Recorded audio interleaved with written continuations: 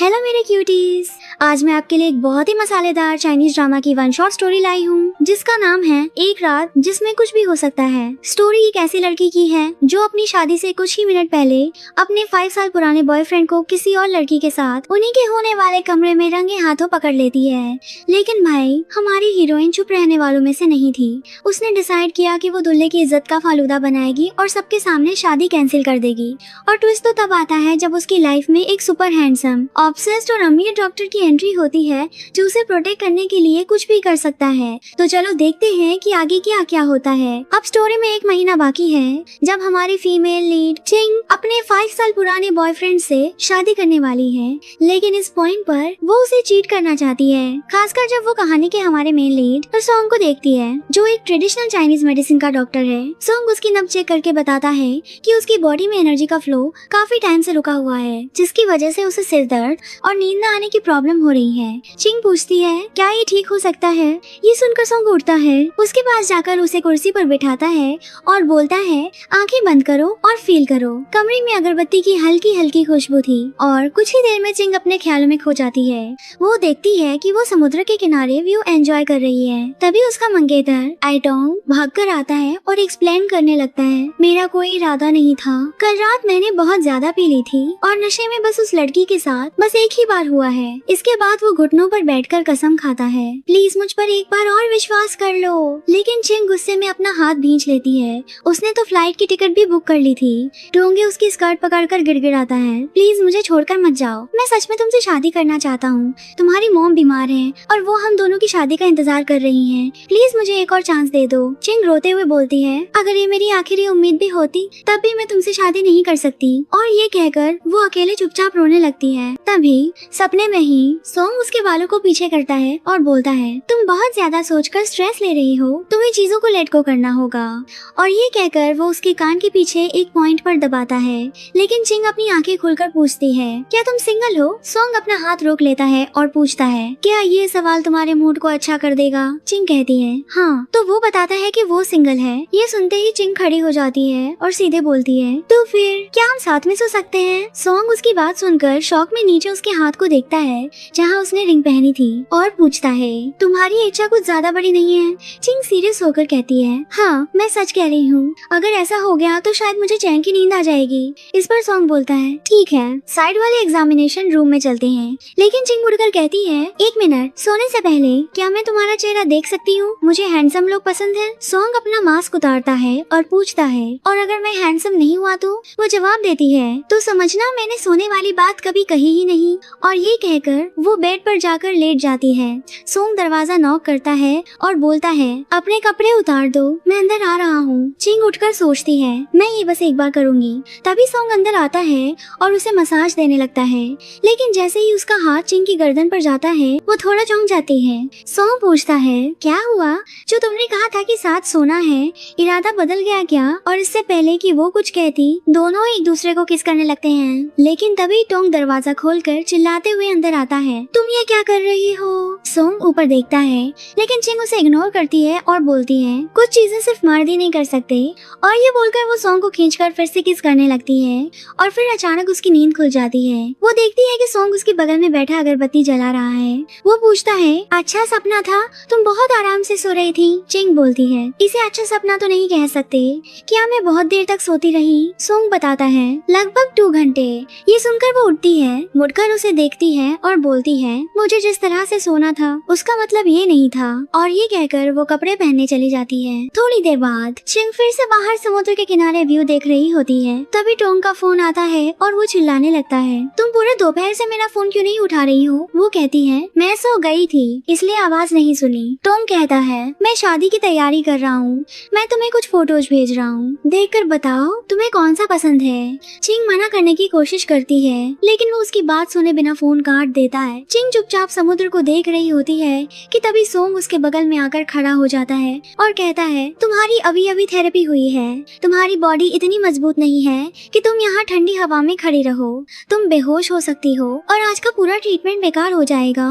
शाम को सोंग उसे होटल के सामने ड्रॉप करने आता है। कार में ही वो कहता है, गेट पर कोई तुम्हारा इंतजार कर रहा है, क्या वो तुम्हें लेने आया है? चिंग शॉक में मुड़कर देखती है। उधर टोंग भी कार की तरफ देखने आता है कि अंदर कौन है। चिंग घबराकर तुरंत सोंग को खींचकर खुद को छिपा लेती है। वो हैरान होकर पूछता है, तुम छिप क्यों रही हो, कोई प्रॉब्लम है? वो जवाब देती है, मैं बस डर रही हूँ कि कोई गलतफहमी ना हो जाए। ड्रॉप करने के लिए थैंक यू। और ये कहकर वो कार से उतर जाती है। जैसे ही वो लिफ्ट में घुसती है, टोंग कहता है, अभी अभी एक कार रुकी थी, उसमें जो लड़की थी वो बिल्कुल तुम्हारे जैसी दिख रही थी। चिंग कहती है, अच्छा तो ये सिर्फ एक कोइंसिडेंस होगा। लेकिन तभी सोंग लिफ्ट का दरवाजा बंद होने से पहले बीच में आ जाता है और दोनों के पीछे जाकर खड़ा हो जाता है। टोंग उसे देखकर फुसफुसाता है, यही वो आदमी है जो कार में अपनी गर्लफ्रेंड को किस कर रहा था, लेकिन ये यहाँ अकेला क्या कर रहा है? उसकी गर्लफ्रेंड कहाँ गई? चिंग नजरें झुकाकर कहती है, तुम्हें कोई गलतफहमी हुई होगी। टोंग फिर कहता है, ये होटल कितना लग्जरियस है ना, हमारी शादी के लिए एकदम परफेक्ट है। ये सुनकर सोंग को शौक लगता है कि चिंग की तो सगाई हो चुकी है और वो शादी करने वाली है और दोपहर में वो उसके साथ सोने की बात कर रही थी। देन वो टोंग से ऊपरी मंजिल का बटन दबाने के लिए कहता है और जब लिफ्ट रुकती है तो वो चिंग का हाथ पकड़कर उसे रोकता है और कहता है, तुम अपनी दवाइयाँ भूल गई जो तुम्हें इस दौरान लेनी है और अगली अपॉइंटमेंट के लिए आने से पहले कॉल कर लेना।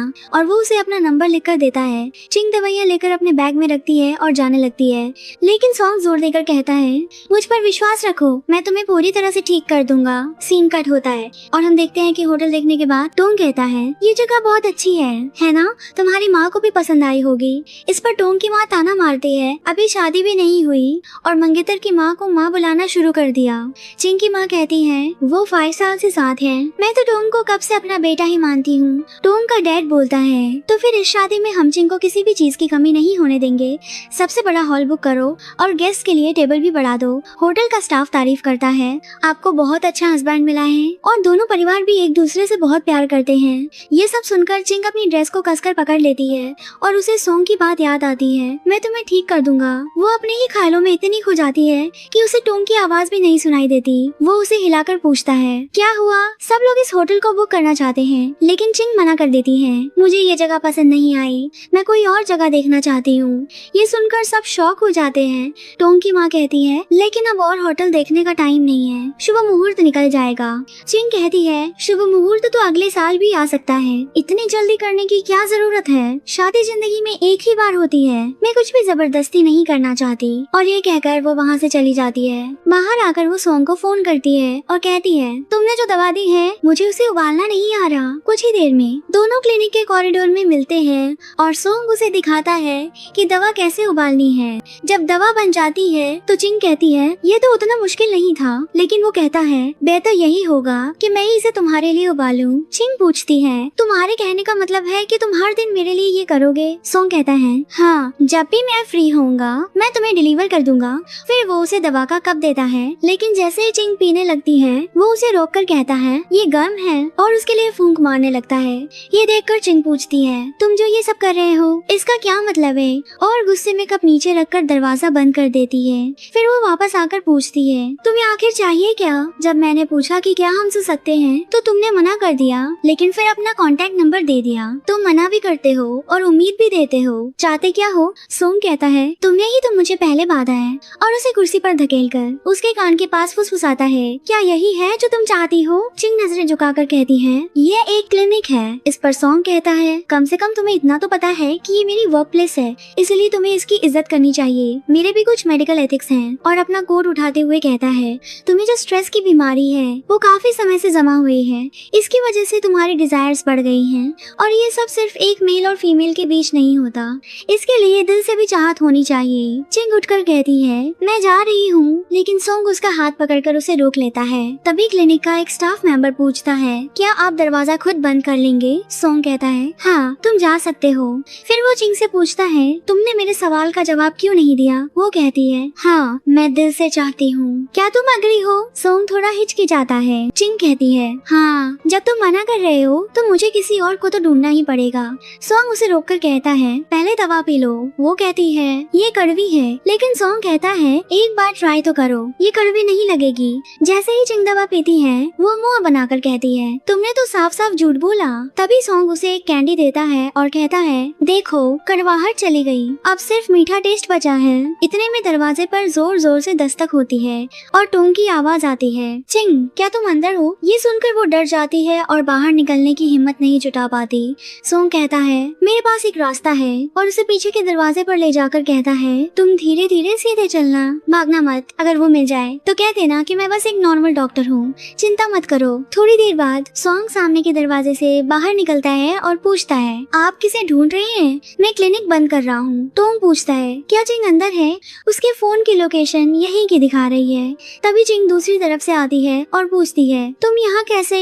टोंग कहता है, मैं तुमसे कांटेक्ट नहीं कर पा रहा था, इसीलिए यहाँ आ गया। चिंग कहती है, मुझे नींद नहीं आ रही थी तो मैं एक चाइनीज डॉक्टर से मिलने आई थी। दोनों चले जाते हैं और सॉन्ग उन्हें देखकर वापस अंदर चला जाता है। चिंग पूछती है, तुम मुझे क्यों ढूंढ रहे थे? कोई काम था? टोंग कहता है, मैंने माँ से वादा किया है कि मैं तुम्हें शादी के लिए मना लूंगा। उसी होटल को बुक कर लेते हैं, मुझे डर है कि शुभ मुहूर्त निकल जाएगा। चिंग कहती है, मैं इस बारे में सोचूंगी, और घर चली जाती है। रात में जब टोंग सो रहा होता है तब भी चिंग बाहर बैठकर सॉन्ग की बातों के बारे में सोच रही होती है। उसे याद आता है कि कैसे सॉन्ग ने दरवाजा बंद करने से पहले कहा था, अगर तुम्हें इलाज करवाना है तो सिर्फ मेरे पास आना। तभी उसका मैसेज आता है, आराम करने की कोशिश करो और याद रखना इलाज सिर्फ मुझसे ही करवाना। ये देखकर वो फोन बंद करके पूरी रात समुद्र को देखती रहती है। अगले दिन चिंग अपने घर जाती है जहाँ उसकी माँ कुछ सामान लेकर आती है और कहती है, टोंग के पेरेंट्स ने ये सब भेजा है, बहुत सारी हेल्थ सप्लीमेंट्स हैं, तुम्हें अब जल्दी शादी कर लेनी चाहिए। चिंग पूछती है, क्या मैं आपकी खुशी के लिए शादी करूं या इसलिए कि मैं बूढ़ी हो रही हूँ और आपको डर है कि मुझसे कोई शादी नहीं करेगा? आप लोग मुझ पर इतना दबाव क्यों डाल रहे हैं? माँ पूछती है, हुआ क्या है? तुम दोनों के बीच सब ठीक तो है ना? चिंग कहती है, टोंग ने मुझे धोखा दिया है, मैं ऐसे इंसान से शादी क्यों करूँ? कभी कभी मेरा भी मन करता है कि मैं आपकी तरह जोर जोर से रोऊं, लेकिन मैं नहीं रो पाती। माँ पूछती है, क्या ये कोई गलतफहमी है? टोंग ऐसा इंसान नहीं लगता। ये सुनकर चिंग को बहुत गुस्सा आता है। वो अपना बैग उठाकर घर से भाग जाती है और अपनी माँ को रोता हुआ छोड़ देती है, जो नहीं चाहती कि उसकी बेटी को भी उसके जैसा पति मिले, लेकिन फिर भी वो मानती है कि टोंग एक अच्छा इंसान है। सीन कट होकर क्लिनिक में आता है। चिंग बेड पर लेटी हुई है और सॉन्ग कहता है, तुम्हारे स्ट्रेस का कारण कोई एनर्जी ब्लॉकेज नहीं है, बल्कि ये है कि तुम बहुत ज्यादा स्ट्रॉन्ग हो। तुमने सब कुछ अपने ऊपर ले रखा है और कुछ भी जाने नहीं देती। तुम्हें इसे बाहर निकालने की जरूरत है। इसके बाद वो उसे एक पब में गाते हुए देखता है और महसूस करता है कि वहाँ वो नॉर्मल से कहीं ज्यादा खुश और असली लग रही है। जब वो वापस आती है तो वो पूछता है, कैसा लग रहा है? कुछ बाहर निकला? चिंग कहती है, मुझे बहुत अच्छा लग रहा है, मैंने इतना रिलैक्स्ड पहले कभी फील नहीं किया। लेकिन तभी वो उसका फोन लेता है और उसमें से लोकेशन ट्रैकिंग ऐप बंद कर देता है। वो कहता है, पिछली बार तुम्हारा मंगेतर तुम्हें इसीलिए ढूंढ पाया था क्योंकि उसने तुम्हारे फोन में ये ऐप डाल रखी थी। चिंग कहती है, ऐसा करके तो ये और भी ज्यादा लगेगा कि मैं अपने लवर से छिपकर मिल रही हूँ। सॉन्ग अपने चारों ओर देखता है और कहता है, हाँ, और यहाँ का माहौल भी इसके लिए एकदम परफेक्ट है। अचानक चिंग की नजर पास से गुजरते एक आदमी पर पड़ती है जो टोंग जैसा दिखता है। वो शांत होकर कहती है, मुझे लगा मैंने अपने मंगेतर को यहाँ देखा। लेकिन जैसे ही वो उस तरफ जाने लगती है, चिंग उसे रोककर कहता है कि वो खुद जाकर देखेगा। चिंग उसे हटाकर खुद देखने जाती है, लेकिन पाती है कि वो टोंग नहीं था। ये देखकर उसे बहुत दुख होता है, जैसे वो एक पागल इंसान हो जो खुद को ही तकलीफ दे रहा है। सॉन्ग पूछता है, तुम अब भी उसकी परवाह करती हो, है ना? चिंग कहती है, इससे क्या फर्क पड़ता है? धोखा उसने दिया और उसकी वजह से मैं ऐसी हो गई। मैं मानती हूँ कि मैं भी सीधी सादी नहीं हूँ जो तुम्हें इस सब में खींच लाई, लेकिन आखिर में पागल तो मैं ही बन रही हूँ। और वो चुपचाप खड़ी हो जाती है। सॉन्ग कहता है, मैं यहाँ अपनी मर्जी से तुम्हारा इलाज करने आया हूँ। तुम्हें क्या लगता है अगर मैं नहीं चाहता तो तुम मुझे मजबूर कर सकती थी? इसलिए मुझ पर भरोसा रखो, मैं तुम्हें ठीक कर दूंगा। और ये कहकर वो ताजी हवा लेने बाहर जाने लगता है। ये सुनकर चिंग उसे रोक लेती है और कहती है, मुझे तुम्हारी अभी जरूरत है, क्या तुम प्लीज मेरे साथ रह सकते हो?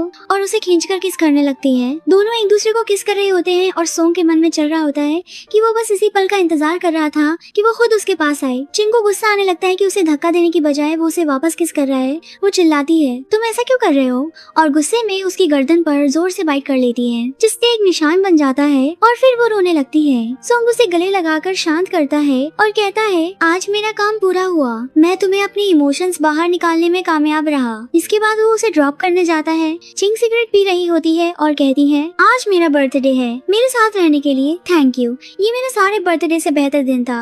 लेकिन जैसे ही वो जाने लगती है, सोंग खुद को रोक नहीं पाता और भागकर लिफ्ट को रोक लेता है। चिंग शॉक हो जाती है, ये दूसरी बार है जब तुमने ऐसा किया है, तुम्हारा मेरे पीछे आना ठीक नहीं है। सोंग कहता है, मुझे पता है, लेकिन मैं खुद को रोक नहीं पा रहा।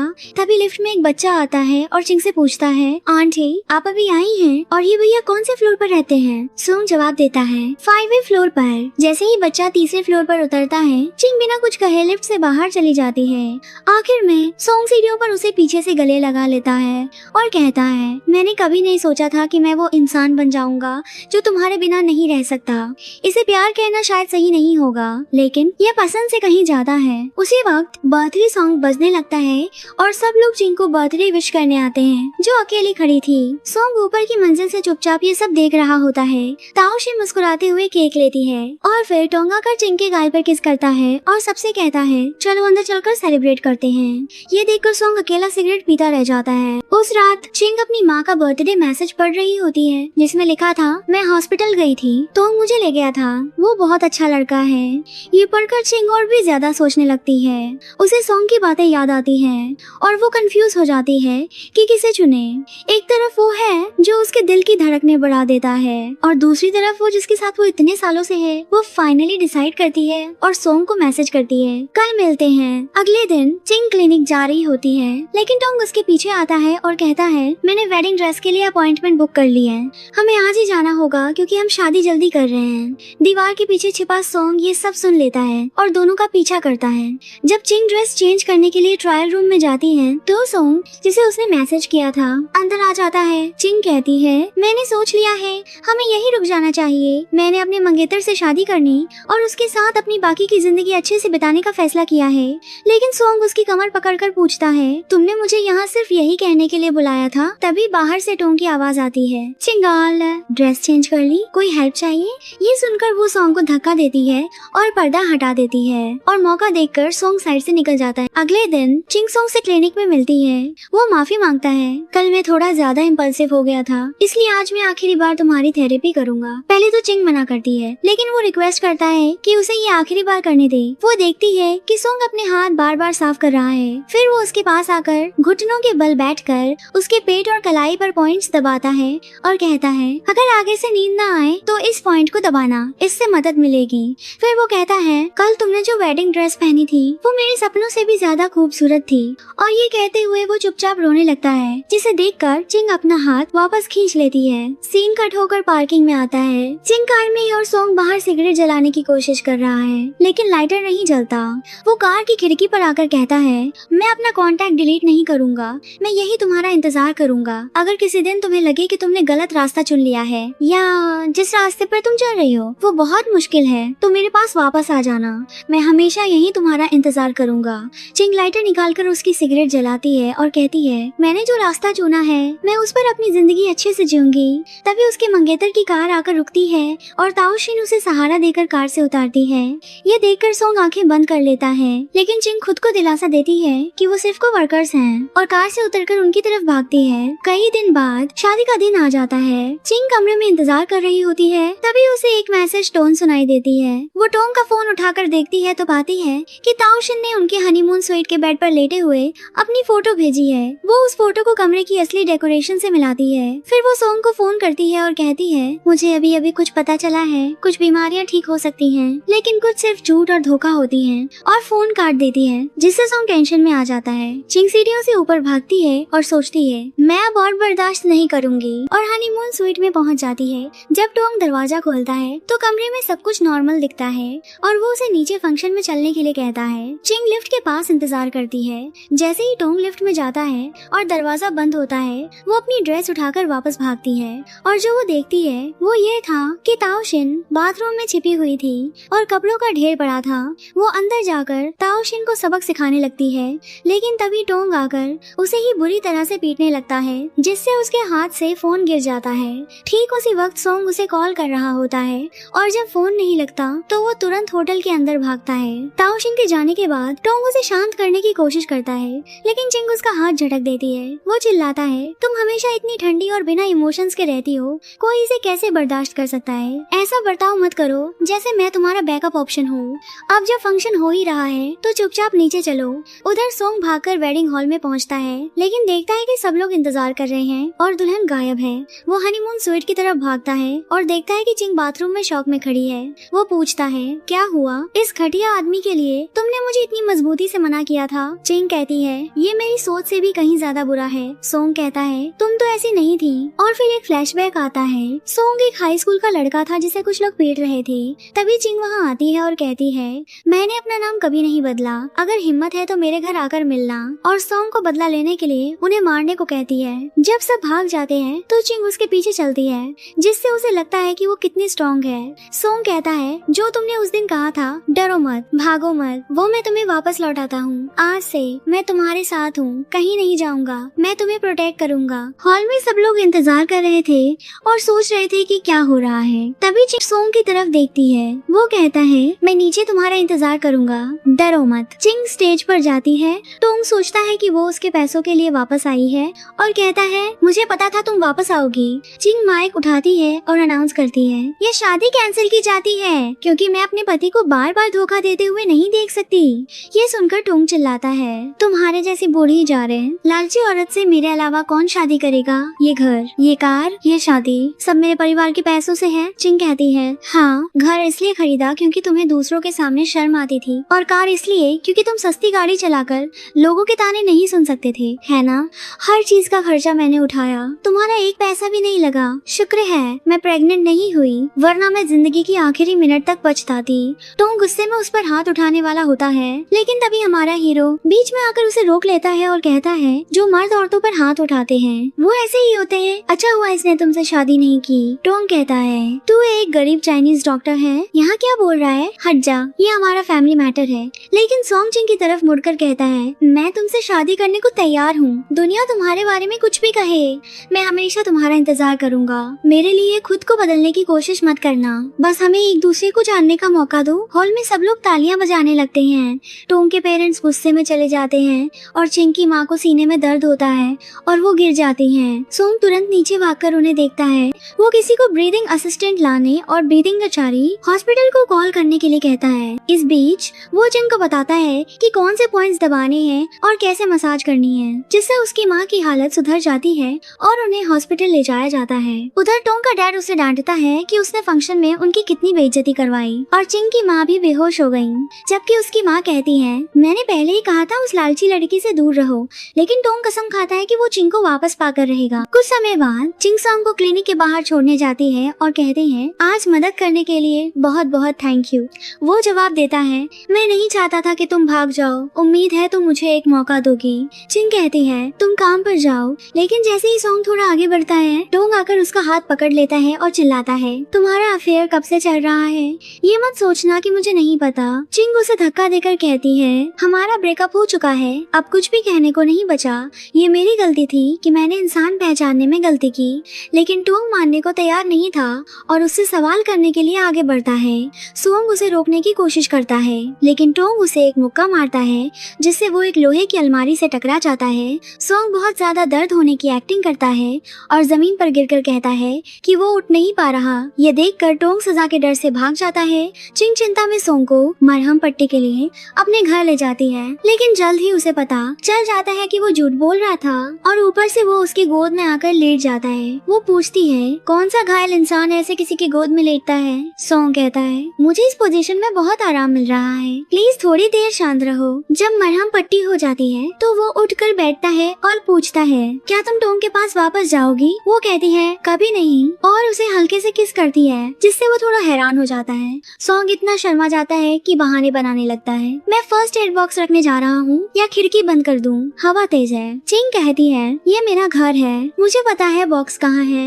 और खिड़की तो खुली भी नहीं है। सोंग फिर एक बहाना बनाता है, तुम बहुत ज्यादा शॉक में हो इसलिए तुम्हारी एनर्जी डिस्टर्ब हो गई है। मैं आज रात यहीं रुकूंगा ताकि तुम्हारी हालत देख सकूं और टोंग को तुमसे दूर रख सकूं। रात में जब वो सोने जाते हैं तो चिंग बेड से चिल्लाकर पूछती है, सोफे पर सो पाओगे? सोंग कहता है, हाँ, बहुत आराम से। बाद में वो सपना देखती है कि सोंग उसके साथ बेड पर आ गया है। अगली सुबह चिंग की माँ हॉस्पिटल से डिस्चार्ज हो जाती है और टोंग उन्हें लेने जाता है। वो उनकी कान भराई करता है। चिंग को किसी लड़के ने बहका दिया है। मैं कल जो हुआ उसके लिए गुस्सा नहीं हूँ, मैं उसे वापस अपनाने को तैयार हूँ। अगर आपको यकीन नहीं है तो जाकर देखिए कि असल में धोखा कौन दे रहा है। चिंग की माँ तुरंत घर में घुसती है जहाँ चिंग बेड पर सो रही थी। वो उस पर कंबल डालती है जिससे वो जाग जाती है और पूछती है, आप अकेले घर कैसे आ गई? माँ बताती है कि टोंग उन्हें छोड़ने आया था और उसने बताया कि तुम उसे धोखा दे रही हो, इसलिए मैं देखने आई। चिंग कहती है, मैं इस चीज को बहुत लंबे समय से बर्दाश्त कर रही थी। मैंने ही उस घटिया इंसान को पहचानने में गलती की जिसकी वजह से आप सबको भी शर्मिंदा होना पड़ा। माँ उसे दिलासा देती है, मैंने इस बारे में ज्यादा नहीं सोचा और मुझे गुस्सा तब आया जब उन्होंने कहा कि तुम उनके घर पर पल रही हो। अच्छा हुआ तुम ऐसे लोगों से दूर हो गई। फिर वो कहती है, लेकिन वो लड़का सो मैन तो बस एक ट्रेनी डॉक्टर है, उसके पास पैसे नहीं है। चिंग कहती है, इंसान को दिल से देखना चाहिए, पैसों से नहीं, है ना? अगर हम साथ में खुश हैं और वो आपकी अच्छी देखभाल करता है तो मुझे उसे ही चुनना चाहिए। भले ही उसके पास अभी पैसे नहीं है, लेकिन वो काम कर रहा है, आप लोगों का इलाज कर रहा है, एक दिन वो भी पैसे कमा लेगा। ये सुनकर माँ उसके लिए खाना बनाने चली जाती है। जैसे ही माँ जाती है, सॉन्ग पर्दे के पीछे से निकलता है और उसे गले लगा लेता है। मैंने नहीं सोचा था कि तुम मुझे इतना पसंद करती हो। और उसे किस करने ही वाला होता है कि माँ की आवाज फिर से आती है। चिंग उसे वापस पर्दे के पीछे धकेल देती है। माँ पूछती है, तुम और क्यों नहीं सोई? वो झूठ बोलती है, बहुत देर हो गई है, अब नहीं सोऊंगी। फिर माँ बताती है, यहाँ आने से पहले टोंग मुझे ड्रॉप करने आया था और कह रहा था कि तुम उसे धोखा दे रही हो। वो गुस्से में कहती है, वो लड़का टोंग से लाख गुना बेहतर जेंटलमैन है, आप चिंता मत करो। फिर वो बहाना बनाती है कि पाइप लीक हो रहा है और वाल्व बंद करने और खाना बनाने जाती है। जैसे ही वो जाती है, सॉन्ग बाहर आकर उसे कसकर गले लगा लेता है। चिंग पूछती है, तुम इस कमरे में कैसे आए? सॉन्ग कहता है, तुम सपना देख रही थी और नींद में मेरा नाम चिल्ला रही थी, तो मैं बस तुम्हारी कंडीशन देखने आया था। मैं जानना चाहता था कि तुम ऐसा क्या सपना देख रही थी कि इतनी जोर से चिल्ला रही थी। और फुसफुसाता है, चुप रहो। और दोनों एक दूसरे को किस करने लगते हैं। वो दोनों बेड पर डीप किस कर रहे होते हैं कि माँ की आवाज फिर आती है, क्या तुम कुछ और खाना चाहोगी? सॉन्ग को छिपने की कोई जगह नहीं मिलती और वो बेड की साइड में छिप जाता है। चिंग जल्दी से कहती है, टमाटर और अंडे की भुर्जी, लेकिन अगर सब्जियां कम हैं तो क्या हम साथ में खरीदने चलें? माँ कहती है, नहीं, बहुत सारी सब्जियां हैं, मैं तो बस ये जानना चाहती थी कि सोंग क्या खाएगा। ये सुनकर दोनों के चेहरे उतर जाते हैं। सोंग जल्दी से खड़ा हो जाता है। आखिरकार सब लोग डाइनिंग टेबल पर बैठते हैं। चिंग की माँ पूछती है, तुम्हारे घर में और कौन कौन है? सोंग बताता है कि उसके पिता भी चाइनीज डॉक्टर थे, लेकिन अब वो नहीं रहे। माँ पूछती है, क्या दोनों नहीं रहे? वो कहता है, नहीं, माँ जिंदा है, वो अपने काम को लेकर बहुत सीरियस है और मेरे फैसलों में दखल नहीं देती, क्योंकि चाइनीज मेडिसिन का डॉक्टर बनना हमेशा से मेरा सपना रहा है और लाइफ पार्टनर के मामले में भी वो मुझ पर कोई दबाव नहीं डालती। ये सुनकर चिंग की माँ अपनी बैंक पासबुक लाती हैं और कहती हैं, ये ज्यादा तो नहीं है, लेकिन इससे एक कार आ जाएगी। खुद को थोड़ा बेहतर बनाओ ताकि तुम्हारी पत्नी को कोई नीचे नजर से न देखे, समझे? दोनों कंफ्यूज थे कि माँ क्या चाहती हैं, लेकिन माँ कहती है, तुम बाद में समझ जाओगे। और टोंग को फोन करके कहती हैं, मामला बहुत बिगड़ गया है, दोनों परिवारों को बैठकर बात करनी चाहिए। जब मीटिंग का टाइम होता है तो ये फैमिली सोच रही होती है कि उन्हें ऐसी बहू पसंद नहीं है, लेकिन अगर वो माफी भी मांगे तो वो स्वीकार नहीं करेंगे। लेकिन टोंग कहता है कि वो अब भी चिंग से शादी करना चाहता है। थोड़ी देर में चिंग और उसकी माँ पहुँचती हैं। वो दरवाजा खोलकर कहती हैं, सब लोग बैठ जाइए और सीरियसली बात करते हैं, आज का बिल मैं दूंगी। और एक फाइल के साथ जाकर बैठ जाती हैं। जब सब बैठ जाते हैं तो टोंग चिंग को ताना मारता है, इतनी बेइज्जती करवाने के बाद अब जाकर शक्लें दिखाई है। चिंग कुछ नहीं कहती और एक डायमंड नेकलेस का बॉक्स निकालकर टेबल पर रख देती है। टोंग की माँ चिल्लाती है, तुम इस नेकलेस को नहीं छोड़ सकती क्योंकि तुम्हें लग्जरी की आदत है ना? जब शादी नहीं हो रही तो इसे वापस करो क्योंकि ये मेरे बेटे ने खरीदा है। चिंग की माँ कहती है, हम पिछले 5 सालों का पूरा हिसाब क्लियर करेंगे, जो कुछ भी वापस करना है वो किया जाएगा, हम कुछ नहीं रखेंगे। सब जानते हैं कि मेरी बेटी कैसी है। टोंग की माँ कहती है, ठीक है, मैं भी देखना चाहती हूँ कि चिंग फैमिली हमारा हिसाब कैसे करती है। चिंग की माँ कहती है, मुझे नहीं पता कौन क्या सोचता है, लेकिन मैं 30 साल से एक सरकारी कंपनी में अकाउंटेंट रही हूँ, तो ये मेरा स्पेशलिस्ट एरिया है। टोंग हंसता है और कहता है, एक किंडरगार्टन टीचर की सैलरी महीने के 3000 युआन होती है, तुम क्या हिसाब करोगी? चिंग की माँ कहती है, यही तो वो पॉइंट है जिसे क्लियर करना है। पहली बात, जो घर उन्होंने खरीदा वो टोंग के नाम पर था, लेकिन उसकी पूरी डेकोरेशन का खर्चा 200 युआन चिंग ने 5 साल में किश्तों में चुकाया। दूसरी बात, जो कार टोंग चलाता है वो उसके नाम पर है, लेकिन उसकी हर महीने की किश्त चिंग भरती थी, जबकि उसे कार चलाने भी नहीं आती। और जो तुम 3000 की सैलरी की बात कर रहे हो, वो अपने मंगेतर के सारे खर्चे उठाने के बाद उसकी सेविंग्स थी। उसे हर महीने टोंग के पेरेंट्स को खुश करने के लिए महंगे गिफ्ट्स भी खरीदने पड़ते थे। वो चिल्लाता है, ये सब वापस नहीं मांग सकते। चिंग ने अपनी अपनी मर्जी से खर्च किया था। चिंग की माँ उसके मुंह पर फाइल फेंक कर कहती है, हाँ मेरी बेटी ने अपनी मर्जी से किया था क्योंकि वो तुम्हें अपना परिवार मानती थी। और ये रहे सारे बैंक ट्रांसफर के सबूत, एक एक युआन का। टोंग की माँ कहती है, तुम दोनों ने शादी के खर्चों और मेरे पति की बेइज्जती का तो जिक्र ही नहीं किया। वो एक हॉस्पिटल के डिप्टी डायरेक्टर हैं। चिंग की माँ कहती है, उस बारे में ही हमारे पास सीसीटीवी फुटेज है जिसमें टोंग ताओशिन को तुम्हारे हनीमून स्वीट में ले गया था। तो अब बताओ नुकसान किसका ज्यादा हुआ है। चिंग नेकलेस बॉक्स को देखती है और कहती है, मैं तो इसे वैसे भी वापस करने वाली थी, लेकिन जब आप लोग इतना मांग ही रहे हैं तो ले जाइए, इसकी मेरे लिए कोई वैल्यू नहीं है, जरा सी भी नहीं। टोंग का डैड खड़ा होता है और कहता है, चिंग बिना बाप के पली बड़ी है, इसीलिए उसका बिहेवियर इतना खराब है। ये सुनकर चिंग की माँ पूछती है, आप एक डिप्टी डायरेक्टर होकर ऐसी बात कैसे कर सकते हैं। चिंग अपनी माँ का हाथ पकड़कर गर्व से कहती है, मैं सिर्फ अपनी माँ के साथ बड़ी हुई हूँ और मुझे कभी किसी चीज की कमी महसूस नहीं हुई। मेरी माँ ने मुझे एक अच्छा इंसान बनना, दूसरों की वैल्यू करना और इंसानियत सिखाई, जबकि आप लोगों में तो ये बुरी आदतें जेनेटिकली पास हो रही हैं। कोई हैरानी नहीं कि ये सब आदतें कहाँ से आई हैं। तीनों बाप बेटा माँ चिल्लाने वाले होते हैं, लेकिन तभी सॉन्ग अंदर आता है और कहता है, चेंग फैमिली को लिए फैमिली पर डिपेंड होने की कोई जरूरत नहीं है, क्योंकि अब से मैं उनके पीछे खड़ा हूँ। और रही बात उस डायमंड नेकलेस की, तो मैंने उसे चेक करवाया था। वो एक नकली डायमंड है जिसे स्पेशली बनवाया गया है। इसकी क्या वैल्यू होगी। ये सुनकर टोंग शॉक हो जाता है। उसे यकीन नहीं होता कि किसी को ये पता चल गया। वो चिल्लाता है, तू यहाँ क्या कर रहा है। तभी सॉन्ग एक बॉक्स निकालता है और उसे खोलकर एक जेट पेंडेंट दिखाता है। वो उसे चिंग को पहनाता है और कहता है, ये चीज पिछले 20 सालों से मेरे साथ थी, इसे अपने पास रखने से बेहतर है कि तुम इसे पहनो। कम से कम ये तुम्हारे मन को शांत रखेगा और तुम्हें अच्छी नींद आएगी। टोंग कहता है, ये तो बस एक पत्थर का टुकड़ा है, तुझ जैसे गरीब डॉक्टर की औकात ही क्या है महंगी चीजें खरीदने की। लेकिन सॉन्ग अपना सैलरी कार्ड टेबल पर रखता है और कहता है, आज से मेरी सारी सैलरी तुम जैसे चाहो इस्तेमाल कर सकती हो। फिर वो एक नई कार की चाबी निकालता है जो उसकी माँ ने अभी अभी खरीदी थी और उसे दे देता है। चिंग कहती है, मुझे कार चलानी नहीं आती, मैं इसका क्या करूँगी। सॉन्ग कहता है, मैं तुम्हें सिखाऊंगा। फिर वो उसे 3 घरों की चाबियाँ देता है। पहला घर है 3 बेडरूम का, तुम्हारे स्कूल के पास है। दूसरा घर फुल्ली फर्निश्ड, तुम्हारी माँ के रहने के लिए। और तीसरा एक खाली घर जिसे तुम अपनी पसंद से डेकोरेट कर सकती हो हमारे घर के तौर पर, क्योंकि आज से मैं तुम्हारी हर चीज का ध्यान रखूंगा। चिंग उसे प्यार भरी नजरों से देखती है। उसे विश्वास नहीं होता कि सॉन्ग ने इतनी दिल छू लेने वाली बात कही, लेकिन ली फैमिली को ये सब पसंद नहीं आता और वो गुस्से में कमरे से बाहर चले जाते हैं। चिंग की माँ कहती है, कितने बदतमीज लोग हैं। चिंग हंसकर कहती है, तुमने तो स्क्रिप्ट बहुत अच्छे से रटी थी और सारे प्रॉप्स भी असली लग रहे थे। माँ कहती है, हाँ तुमने इतनी अच्छी एक्टिंग की कि हमें लगा ये सब सच है। सॉन्ग अजीब सा चेहरा बनाकर कहता है, मैं एक्टिंग नहीं कर रहा था। तभी होटल का एक स्टाफ मेंबर आकर पूछता है, सर हमने बलून्स तैयार कर लिए हैं, क्या कोई और बदलाव करना है। सॉन्ग कहता है, सारे बलून्स हटा दो। टोंग होटल से बाहर निकलता है और देखता है कि स्टाफ एक कार से बलून्स निकाल रहा है। वो पूछता है, ये किसकी कार है। स्टाफ बताता है, ये इस होटल के मालिक की कार है। वो पूछता है, क्या मालिक सॉन्ग है। बाद में चिंग बाथरूम में हाथ धो रही होती है। टोंग अंदर आकर उसे दीवार से सटा देता है और पूछता है, तुम्हें पहले से पता था है ना कि सॉन्ग गरीब नहीं है, बल्कि एक अमीर का बेटा है जो अपनी पहचान छिपा रहा है। चिंग के मन में आता है कि टोंग सॉन्ग के धोखे में आ गया है, तो वो कहती है, हाँ तो क्या, अब जब तुम्हें पता चल गया है कि वो कोई ऐसा वैसा इंसान नहीं है जिसे तुम परेशान कर सको, तो मुझसे दूर रहना। टोंग गुस्से में उसे शीशे से सटा देता है और कहता है, अगर मैं अभी तुम्हारे साथ कुछ करूँ और सॉन्ग देख ले तो उसे गुस्सा आएगा क्या, और उसके कपड़े उतारने की कोशिश करता है। उसी वक्त सॉन्ग दरवाजा खटखटाता है और उसे फोन करता है, लेकिन टोंग ने उसका मुंह बंद कर रखा था, इसलिए वो जवाब नहीं दे पाती। टोंग फुसफुसाता है, हमारे बीच ऐसा क्या है जो हमने एक दूसरे का नहीं देखा। चिंग छटपटाने की कोशिश करती है और आखिर में दरवाजे की तरफ भागती है। जैसे ही सॉन्ग दरवाजा तोड़कर अंदर आता है, वो कहता है, तुम्हें कुछ भी एक्सप्लेन करने की जरूरत नहीं है।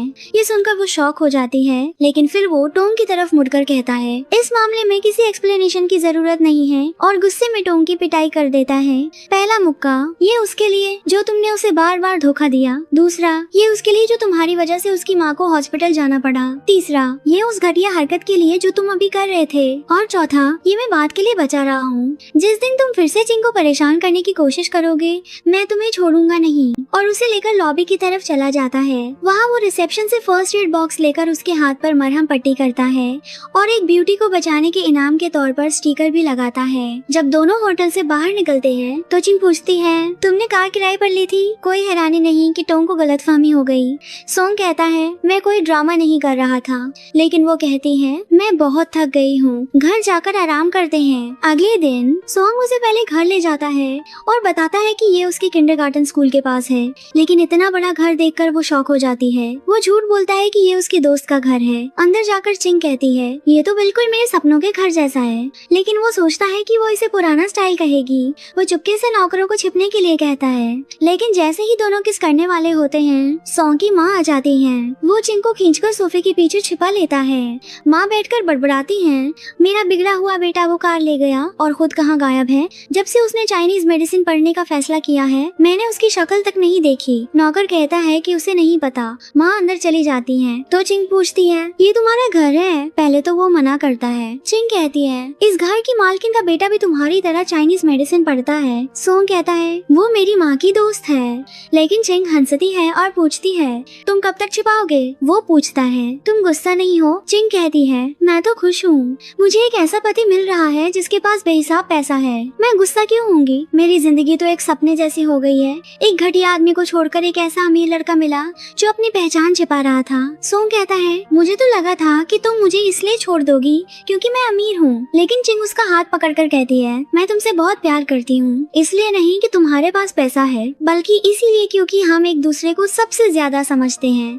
और फिर दोनों किस करते हुए बेडरूम तक पहुँच जाते हैं। सोंग जल्दी से दरवाजा बंद करके घुटनों पर बैठ जाता है और पूछता है क्या हम शादी कर सकते हैं? चिंग अपने शर्ट के बटन खोलते हुए कहती है हाँ। वो बेड पर किस कर रहे होते हैं, लेकिन तभी दरवाजे पर दस्तक होती है। माँ कहती है मैं फल लेकर आई हूँ। दोनों बाथरूम में छिप जाते हैं। सोंग चिल्लाकर कहता है मैं अभी अभी नहा कर निकला हूँ। माँ प्लेट रखकर चली जाती है। वो पूछता है क्या तुम इतनी बदसूरत बहू हो कि तुम्हें अपनी सास से छिपना पड़ रहा है? चिंग कहती है मैं बस शॉक हो गई थी और खुद ही छिप गई, मुझे नहीं पता क्यों। सोंग कहता है तुम भी मुझसे कुछ कम नहीं हो। दोनों हंसते हैं और फिर सोंग उसका हाथ पकड़कर कहता है चलो माँ से मिलते हैं। तभी चिंग की नजर एक लाल कपड़े पर पड़ती है और वो पूछती है ये किसका है? तुम्हारी पर्सनैलिटी को देखकर नहीं लगता कि तुम ऐसी चीजें इस्तेमाल करोगे। सोंग बताता है ये मेरे पहले प्यार ने मुझे दिया था। मुश्किल समय में ये मेरे साथ था और मुझे बुरी चीजों से निकलने में मदद करता था। चिंग पूछती है तो वो लड़की अब कहाँ है? सोंग कहता है मेरे दिमाग में और मेरे दिल में। चिंग उसके माथे पर किस करके कहती है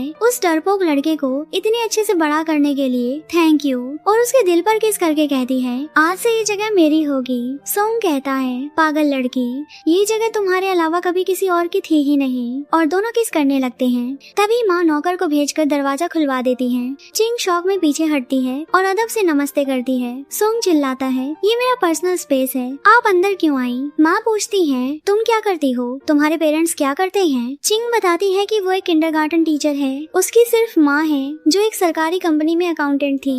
माँ पूछती है तुम दोनों कैसे मिले? चिंग बताती है कि वो सोंग की पेशेंट थी। जब पूछा गया कि क्या बीमारी थी तो उसने कहा नींद न आने की बीमारी। माँ कहती है तो फिर तुम्हें बहुत आराम करना चाहिए, और सोंग को कमरे से बाहर निकाल देती हैं। दोनों एक दूसरे को चिंता भरी नजरों से देखते हैं। कमरे के बाहर माँ कहती है आज तुम दूसरे कमरे में सो, जब चिंग ठीक नहीं है तो उसे आराम करने देना चाहिए। फिर वो बटलर से पूछती है तुम्हें क्या लगता है? वो जवाब देता है मिस चिंग थोड़ी डेरी हुई लग रही थी, लेकिन उन्होंने हर सवाल का जवाब चमकती आंखों से दिया। वो बहुत सीधी लगती हैं। ये सुनकर माँ एक्साइटेड हो जाती है। मेरा बेटा लड़कियों को भी पसंद करता है। वो इतना शांत रहता है कि मुझे लगा वो गे है और ये पहली लड़की है जिसे वो घर लेकर आया है। उस रात दोनों एक दूसरे की चिंता में नीचे मिलने आते हैं। चिंग फिर से कहती है मैं तुम्हें तुम्हारी स्टेटस या पैसों के लिए पसंद नहीं करती। सोंग मुस्कुराता है और उसे शांत करते हुए कहता है मेरी माँ थोड़ी सख्त लग सकती है, लेकिन उन्होंने सालों तक अकेले बिजनेस संभाला है, इसलिए वो ऐसी हो गई है। चिंग कहती है वो तुम्हारी बहुत परवाह करती है। फिर वो उसे अपनी बनाई हुई वाइन पीने को देता है और कहता है कि इससे उसे अच्छी नींद आएगी। दोनों पीते हैं और सुबह तक एक दूसरे को गले लगाकर सोते रहते हैं। अगले दिन चिंग उठती है और सोंग के चेहरे को छूती है, लेकिन जैसे ही वो नजर घुमाती है वो देखती है कि सोंग की माँ सामने बैठी किताब पढ़ रही है। वो डर के मारे उसे लात मारकर सोफे से गिरा देती है। सोंग उठकर चिल्लाने वाला होता है, लेकिन माँ को देखकर चुप हो जाता है। माँ कहती है कि वो चिंग को उसके घर छोड़ने जाएंगी। सब लोग चिंग के घर के सामने होते हैं। जैसे ही वो कार से उतरते हैं, सोंग की माँ कहती है कि वो अंदर जाकर बात करना चाहती है, लेकिन तभी टोंग भागकर आता है और शिकायत करता है क्या नहीं, ये सोंग ने मुझे चिंग की वजह से मारा। इस बात का कोई एक्सप्लेनेशन तो होना चाहिए। चिंग ये सब सुनकर तंग आ जाती है और सबसे कहती है कि अंदर चलकर एक साथ बात करते हैं। अंदर जाकर टोंग कहता है चिंग ने ये सब प्लान किया था क्योंकि वो भी फैमिली की प्रॉपर्टी हड़पना चाहती थी। थी, वरना वो मुझे शादी में सबके सामने क्यों बेइज्जत करती। चिंग चिल्लाती है, ये सच नहीं है, मुझे किसी के पैसे की जरूरत नहीं है, मैं अपनी माँ के साथ आराम से रह सकती हूँ। टोंग कहता है, तुम्हारी माँ को दिल की बीमारी है, इलाज में बहुत पैसा लगेगा। एक किंडरगार्टन टीचर इतने पैसे कहाँ से लाएगी? अगर वो किसी अमीर लड़के को नहीं फंसाएगी तो? चिंग की माँ आकर चिल्लाती है, ये सच नहीं है, ये दोनों एक दूसरे से प्यार करते हैं, तुम एक घटिया इंसान हो। पुराना मामला सुलझा नहीं और नया शुरू कर दिया। सोंग की माँ उठती हैं, चारों ओर देखती हैं और टीवी के सामने रखे एक फोटो फ्रेम को देखकर पूछती हैं, तुम्हें कितने पैसे चाहिए? चिंग शॉक हो जाती है। सोंग कहता है, वो मेरे पास पैसों के लिए नहीं आई है, अगर ऐसा होता तो वो टोंग जैसे इंसान को छोड़कर एक ट्रेनी डॉक्टर के साथ क्यों रहती? सोंग की माँ हंसती हैं और कहती हैं, मैं ऐसा कुछ नहीं सोच रही थी, जो पैसे मैं दूंगी वो शादी के बाद दूंगी, खेलने के लिए हर महीने 5 मिलियन युआन काफी हैं। ये सुनकर टोंग चिल्लाता है, भी फैमिली के लोग पागल हो गए हैं क्या? ये 5 मिलियन है। चिंग की माँ कहती है, मैं अपनी बेटी को बेचने का नहीं सोच रही। सोंग की माँ कहती है, ऐसा कैसे हो सकता है, मुझे बस पैसे से प्रॉब्लम सॉल्व करना पसंद है, अगर पैसे से बड़ी बहन की दिल की बीमारी ठीक हो सकती तो कितना अच्छा होता। ये सुनकर चिंग की माँ थोड़ी हैरान होती है और पूछती है, क्या तुम वो छोटी नूं हो जो यूनिवर्सिटी के सिंगिंग ग्रुप में थी? ये सुनकर दोनों बहुत एक्साइटेड हो जाती हैं। उन्हें यकीन नहीं होता कि इतने सालों बाद वो यहाँ मिलेंगी। चिंग पूछती है, आप लोगों को क्या हुआ? सोंग की माँ बताती है, जब तुम छोटी थी तो मैं सोंग को तुम्हारे घर खेलने के लिए कई बार लाई थी, फिर हम शिफ्ट हो गए और कांटेक्ट टूट गया। उस वक्त तुमने उसे एक स्कार्फ दिया था जो उसे इतना पसंद आया कि वो उसे हमेशा गले लगा कर रखता था। विदेश जाते समय भी वो उसे अपने साथ ले गया। ये सुनकर चिंग शॉक हो जाती है, तो उस स्कार्फ की मालिक मैं थी। सोंग जल्दी से कहता है, आप लोग बात करिए, मैं टहल कर आता हूँ। फिर वो चिंग को वापस बेडरूम में ले जाता है और उसे गले लगा लेता है। वो कहती है, मुझे बचपन की तरह दीदी बुलाओ। सोंग मना कर देता है, मैं अब बड़ा हो गया हूँ, मैं नहीं बुलाऊंगा। चिंग कहती है, तो ये सब तुम्हारा प्लान था, है ना? सोंग कहता है, हाँ, मैं बहुत समय से तुम्हारे मेरे पास आने का इंतजार कर रहा था और जब सब कुछ प्लान के मुताबिक हुआ है तो ये काम भी अब हो जाना चाहिए। और वो घुटनों पर बैठकर एक रिंग बॉक्स निकालता है। चिंग उसे देखती है और कुछ जवाब नहीं देती, लेकिन उनकी माएं कहती हैं, हाँ बोल दो ताकि हम शादी की तारीख निकाल सकें। चिंग कहती है, नहीं, जगह बदलनी होगी। और सोंग को क्लिनिक के बाहर उसी रास्ते पर ले जाती है और कहती है, उस दिन मेरे दिल टूटने वाली दोपहर में तुम्हें देखने के बाद मुझे पहली नजर में प्यार हो गया था। सोंग कहता है, और मेरे लिए ये एक बहुत लंबा इंतजार था, मुझे सब कुछ याद है, मुझे यकीन नहीं हुआ था कि तुम इतनी टूटी हुई हालत में मेरे पास आओगी। मैंने खुद से वादा किया था कि मैं तुम्हें ठीक करके रहूंगा। मैंने तुम्हारी खोई हुई आत्मा को वापस लाने का वादा किया था ताकि तुम बिना किसी चिंता के सो सको, लेकिन मैं भूल गया था कि बचपन में मैं हमेशा तुम्हारे पीछे छिपता था। तुम्हारी हिम्मत और तुम्हारा दयालु दिल हमेशा मेरे दिल में रहा। अब जब मैं तुम्हारी आंखों में देखता हूँ तो मुझे पता है कि वही पुरानी चिंग वापस आ गई है और वो पहले से भी ज्यादा चमक रही है। मैं अपनी बाकी की जिंदगी तुम्हारे साथ बिताना चाहता हूँ, तुम्हें प्रोटेक्ट करना चाहता हूँ और तुम्हारा साथी बनना चाहता हूँ। मैं तुम्हें बहुत पसंद करता हूँ, बहुत प्यार करता हूँ। क्या तुम अपनी बाकी की जिंदगी मेरे साथ बिताओगी? और ये कहकर वो रिंग बॉक्स खोलता है। चिंग मुस्कुराकर कहती है, हाँ, और अपना हाथ आगे बढ़ाती है। वो उसे तुरंत रिंग पहना देता है और दोनों एक दूसरे को डीपली किस करते हैं। चिंग के मन में चल रहा होता है, आज मुझे वो इंसान मिल गया जो मेरे लिए बना है। वो मेरा डॉक्टर है, मेरा दोस्त है और वो इंसान है जो हमेशा मेरे पीछे खड़ा रहेगा। सोंग मेरा लवर है। तो दोस्तों, इसी के साथ ये दिल खुश कर देने वाली और सेटिस्फाइंग स्टोरी यहीं खत्म होती है।